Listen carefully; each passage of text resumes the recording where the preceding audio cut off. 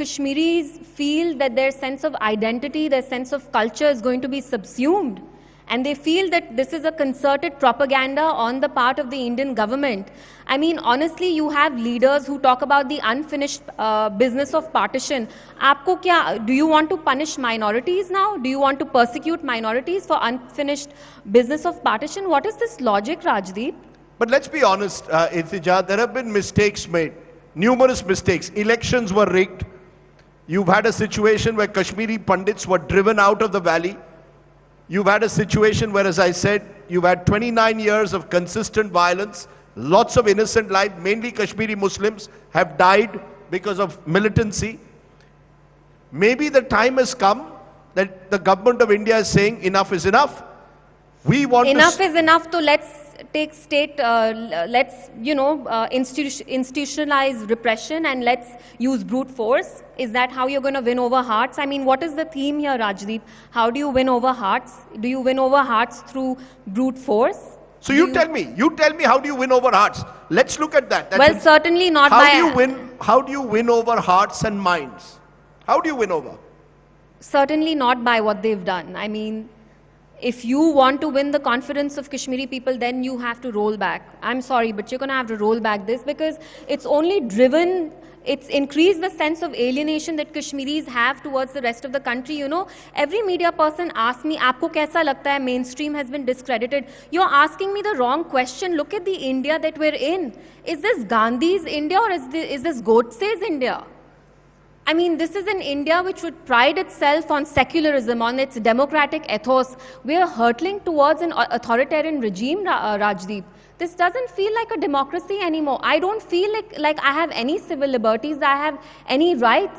And how long will you keep using Kashmir as a red herring? Aapki economy niche ja rahi hai. You can't buy 5 rupee Parle-G biscuit, innerwear, FMCG products, automobiles. There's a slump in everything. Aapka jawab kya hai har ek cheez ke liye? Bharat Mata ki jai.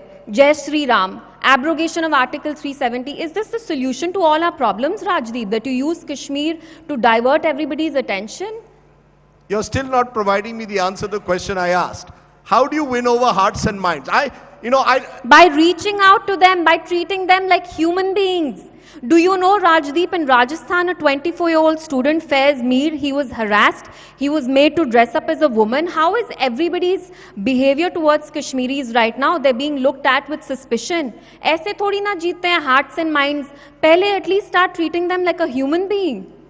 I mean, what is this that, they're all stone pelters or they're all terrorists? I mean, look at the way you view Kashmiris, Rajdeep.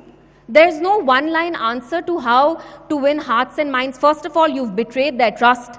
You've gone behind their back. They feel like they've been stabbed in the back. The manner in which this was done, it's been completely unconstitutional. How can you win over hearts when you stab them in the back? Abhi aapne itna wound inflict kiya, aap mujhse pooch rahe ho, marham kya lagega?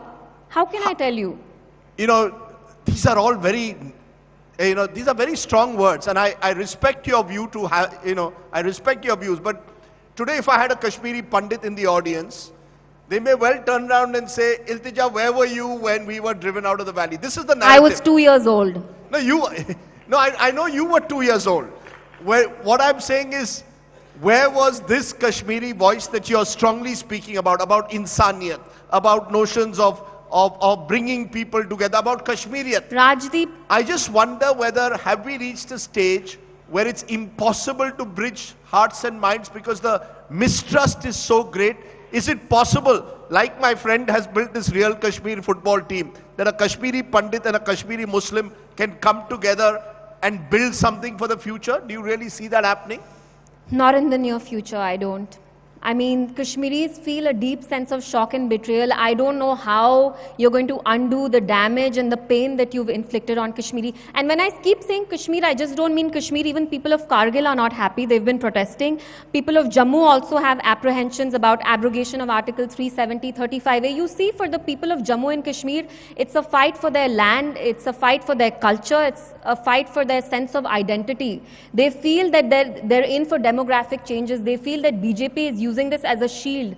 Development, women emancipation is a shield. What they want to do is engineer demographic changes, and what better place to start than to start with the only Muslim majority state that India has.